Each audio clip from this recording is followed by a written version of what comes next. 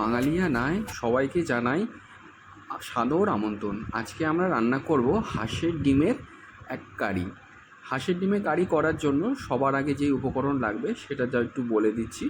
আপনারা দেখতেই পাচ্ছেন যে এখানে আমরা 5টা মতন হাঁসের ডিম নিয়েছি, আর তার সাথে আমরা গোটা এলাচ, দারচিনি, লবঙ্গ নিয়েছি, আর এখানে 1.5খানা মতন পেঁয়াজ আছে, টমেটো আর ক্যাপসিকাম, আর 4-5টা এরকম লঙ্কা আমরা একটু কেটে নিয়েছি। তার সাথে যেমন আমরা নর্মাল যেভাবে রান্না করে থাকি তার সাথে হলুদের গুঁড়ো, লঙ্কার গুঁড়ো, জিরের গুঁড়ো আর তেজপাতা এগুলো সব রয়েছে, আর 1 কাপ মতন সর্ষের তেল, আর আমরা একটা গোটা আলু।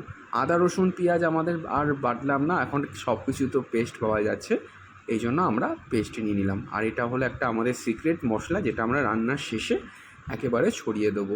কীভাবে করলাম মশলাটা সেটাও আমাদের বলে দেওয়া হবে। চলুন তাহলে আমরা রান্নার প্রসেসে চলে আসি। সবার আগে একটা আমরা কড়াই বসিয়েছি আগুনটা ধরিয়ে, এবং এই কড়াইয়ের মধ্যে আগুনটা আমরা ধরানোর সাথে সাথে কড়াই গরমে আমরা তেলটা ঢেলে দিলাম।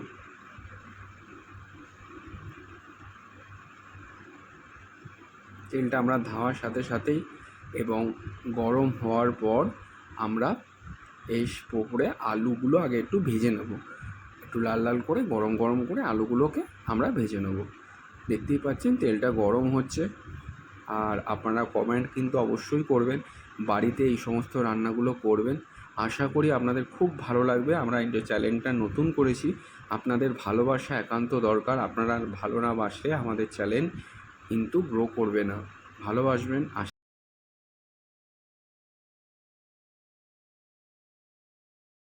তেলটা গরম করার সাথে সাথে আমরা একটা একটা করে আলুগুলোকে এবার দিয়ে দিচ্ছি। আমরা আলুগুলোকে একটু নুন হলুদ মাখিয়ে রেখেছি, কারণ এতে আলুগুলো নুন হলুদ মাখিয়ে দিলে কি হবে, এবার আলুগুলোতে নুন ঢুকবে। এবার আমরা আলুগুলোকে ভালো করে একটু ভেজে নিচ্ছি, যাতে আলুগুলো ভালো করে ভেজে নিলে কি হবে, আলুগুলো সেদ্ধ হবে ভালো করে। আলুগুলোকে লাল লাল করে আমরা কিন্তু ভাজবো।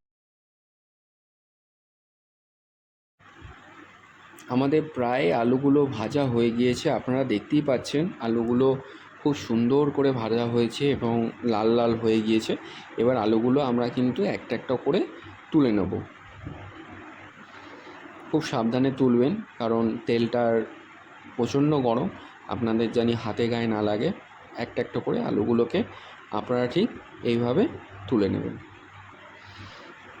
এবার যে আলুগুলো দেখেছেন কত সুন্দর ভাজা হয়েছে, এবার আলুগুলো একটা সাইডে রেখে দেবেন।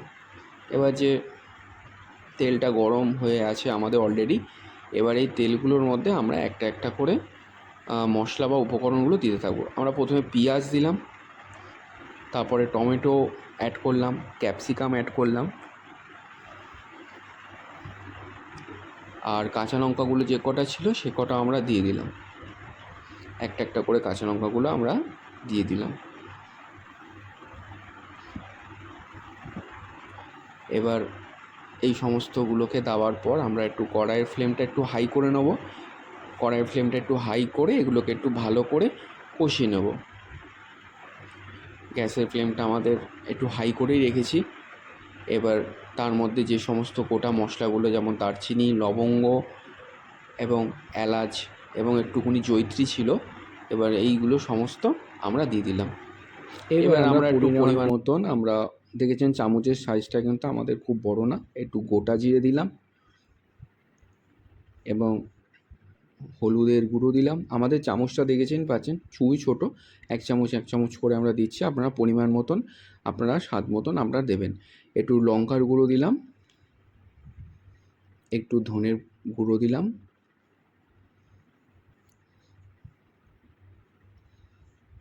এগুলো দেওয়ার পর এগুলো আমরা ভালোভাবে একটু কষিয়ে নেবো মশলাগুলো থেকে। বা যখন মশলাগুলোতে আপনারা কষাবেন খুব সাবধানে কষাবেন, যাতে মশলাগুলো কড়াইয়ের মধ্যে লেগে না যায়, কারণ লেগে গেলে কিন্তু পুড়ে যাবে।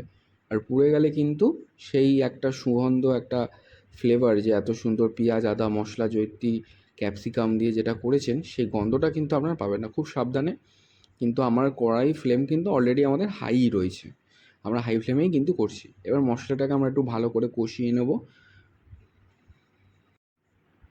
এবার আমরা একটু পরিমাণ মতন লবণ দিয়ে দিয়েছি, অল্প মতন, স্বাদ মতন আপনারা লবণটা দিয়ে দেবেন। এবং আমরা যেই আদা রসুনের যে পেস্টটা কিনেছিলাম রেডিমেড, সেটার আমরা কিন্তু 1 চামচ মতন দিয়ে দিলাম। দেখতেই পাচ্ছেন, বেশি দেবেন না, কারণ আদা পেঁয়াজের রসুনের গন্ধটা খুব একটা বেশি ভালো লাগে না, আমার তো খুব একটা ভালো লাগে না। আপনারা পরিমাণ মতনই দেবেন, কারণ যেহেতু আমাদের 5খানা ডিম আমরা নিয়েছি, কারণ বেশি দেবেন না। কোনো জিনিসই বেশি দিলে কিন্তু খেতে ভালো লাগে না। এবার আমরা কি করব, এই যে পেস্টটাকে আমরা রেডি করেছি সেটাকে একটু ভালো করে কষিয়ে নেবো আর একটু,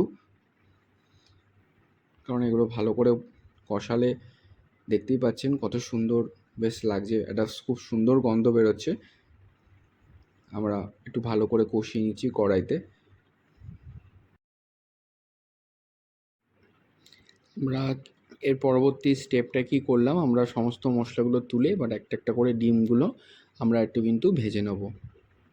মশলাগুলো সমস্ত একটা পাত্রে তুলে রেখে দিয়েছি এবং আমরা পরবর্তী স্টেপে আমরা দেখাবো মশলাগুলোকে মিক্সিতে আমরা কিন্তু ভালো করে গ্রাইন্ড করব। এখন ডিমগুলোকে দেখতেই পাচ্ছেন আমরা কিন্তু খুব ভালোভাবে একটু ভেজে নিচ্ছি। আর ডিমগুলোকে দেখুন, ভালো করে ফলো করুন, আমরা কিন্তু ডিমগুলোকে একটা সাইড চিড়ে দিয়েছি ছুরি দিয়ে, যাতে মশলাগুলো ভালোভাবে ঢোকে। এই দেখুন, আমরা একটু জুম করে দিচ্ছি, দেখিয়ে দিচ্ছি আপনাকে, ঠিক এইভাবে আপনারা কেটে নেবেন ডিমগুলোকে। তারপর ডিমগুলোকে একটু ভালো করে কষিয়ে নিন। আমার ভিডিও হয়তো অনেক বড় হয়ে যায়, আমরা কিন্তু একদম স্টেপ বাই স্টেপ কীভাবে করতে হবে একদম সহজ পদ্ধতিতে আমরা বলি। আমরাও কিন্তু ভিডিওটা ছোট করে একদম করতে পারি, কিন্তু আমার মনে হয় যে কোনো জিনিস যখন বলবো মানুষকে, সেটা সঠিকভাবে বলাটাই দরকার, যাতে সেও পরবর্তীভাবে করতে তার সুবিধা হয়। আমাদের ডিমগুলো দেখুন কষা কিন্তু অলরেডি হয়ে গেছে। এবার আমি একটু অলরেডি আমাদের ভাজা হয়ে গিয়ে এবার আমরা প্রতিটা ডিম একটা একটা করে আমরা তুলে নিলাম। এবার যখনই এই সমস্তগুলো তুলে নেবেন, এবার কড়াইয়ের মধ্যে যে সমস্ত এগুলো মশলাগুলো রয়েছে সেগুলোকে আমরা ভালো করে এবং তুলে নেবো। এগুলো তুলে আমরা কড়াইটা একটা যাই করবো আমরা কড়াইটা কিন্তু ফ্রেশ কড়াইয়ের মধ্যে করব। তাই ফ্রেশ কড়াইয়ের মধ্যে করবেন, যাতে কি হয় আপনারা যখন পরবর্তী যে প্রসেসটা করবেন সেটা কিন্তু ভালো হবে। আপনারা দেখতেই পাচ্ছেন যে এই মশলাগুলোকে, যেটা আমরা এইমাত্র আমরা কড়াইতে পেস্ট করেছি, দেখুন আমরা কড়াইটা ভালো করে পরিষ্কার করে নিয়েছি। আর আমাদের এই পেস্টটা, যেটা আমাদের মিক্সিতে গ্রাইন্ড করে নিয়েছি, এই দেখুন পেস্টটা কত সুন্দর হয়েছে। আমরা এটা দেখালাম না, কারণ এতে দেখালে ভিডিওটা অনেক বড় হয়ে যাবে। এবার এই কড়াইটা আমাদের অলরেডি গরম হচ্ছে। এবার আমরা এই কড়াইয়ের মধ্যে কি করব, অল্প একটু বাটার কেটে আমরা দেব।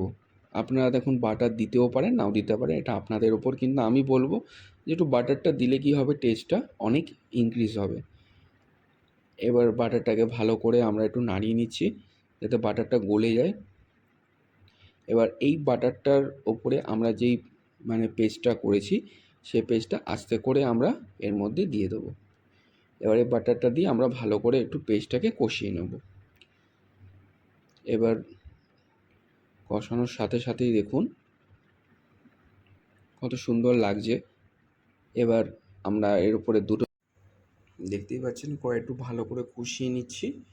এবার লেগে যে এখানে ছিল মশলাগুলো সেগুলো দিয়ে এবার ভালো করে কষাচ্ছি, আর এর মধ্যে দুটো তেজপাতা দিয়ে দেবো। বন্ধুরা দেখতেই পাচ্ছেন আমাদের প্রায় মশলা কষানো হয়ে গিয়েছে, খুব সুন্দর কালারও এসছে। এবার কি করব, আমরা যে ডিম আলুটা দিয়েছিলাম সেটা আমরা একটু দিয়ে এবার এগুলোকে প্রতিটা মশলাগুলোকে আমরা যাতে লাগে একটু কষিয়ে নেব। আমাদের প্রায় রান্না অলমোস্ট শেষের পর্যায়ে আমরা চলে এসেছি।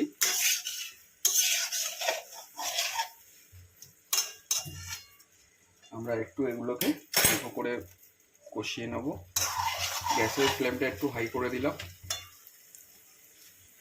প্রায় 1.5 কাপ মতন আমরা জল এবার এটার মধ্যে দিয়ে দেবো।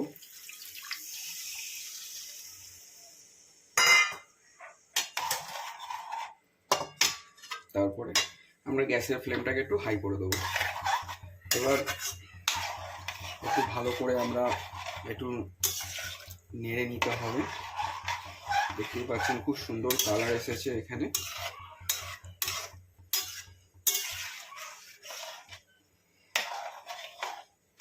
আমাদের প্রায় রান্না শেষ পর্যায়ে আমরা চলে এসেছি। এবার এটাকে আমরা একটু কষাবো।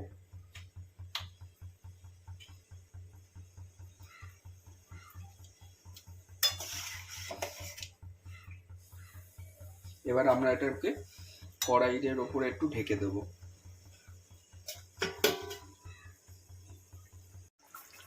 দেখতেই পাচ্ছেন বন্ধুরা কত সুন্দর কালার এসেছে।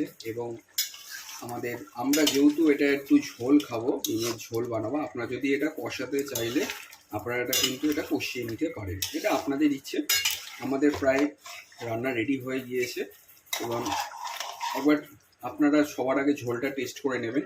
আপনাদের যদি মনে হয় যে না এটা নুন বা আদার্স কিছু জিনিসপত্র বা নুন বা একটু যদি মিষ্টি যদি দিতে চান তাহলে আপনারা অ্যাড করে দিতে পারেন, বা আপনারা যদি ঝাল খেতে চান লঙ্কার গুঁড়ো তাহলে একটু অ্যাড করে দিতে পারেন। আমাদের রান্না রেডি হয়ে গিয়েছে সম্পূর্ণ, দেখতেই পাচ্ছেন খুব সুন্দর কালার এসছে। এবার আমরা পাতে পড়তে শুধু এখন দেরি। বন্ধুরা দেখতেই পাচ্ছেন আমাদের রান্না রেডি, একদম পুরো রেডি হয়ে গেছে, শুধু পাতে পড়তেই দেরি। কিন্তু ব্যাপারটা হয়েছে আমি একটু গার্নিশিং করার জন্য একটু চিজ আমি এখান থেকে একটু ছড়িয়ে দিয়েছি, আর আরেকটু স্পাইসি করার জন্য পরে আমি একটু রেড মির্চ দিয়েছি, কাশ্মীরি রেড মির্চ, আর গরম মশলা একটু অ্যাড করে নিয়েছি, গরম মশলা এর ওপর একটু ছড়িয়ে নিয়েছি। আপনারা অবশ্যই ট্রাই করবেন, আর কেমন হলো অবশ্যই আমাকে কমেন্টে জানাবেন। ভালো লাগলে শেয়ার করবেন, আর আমার পাশে থাকবেন। নতুন আপনাদের আশীর্বাদ একান্ত দরকার। এইভাবে আজকে আমার নতুন এই রান্নাটা আজকে সমাপ্ত হলো। আপনারা আমার চ্যানেল সোনওয়ালা বাঙালি রান্নাকে সাবস্ক্রাইব করবেন। Tata, bye bye.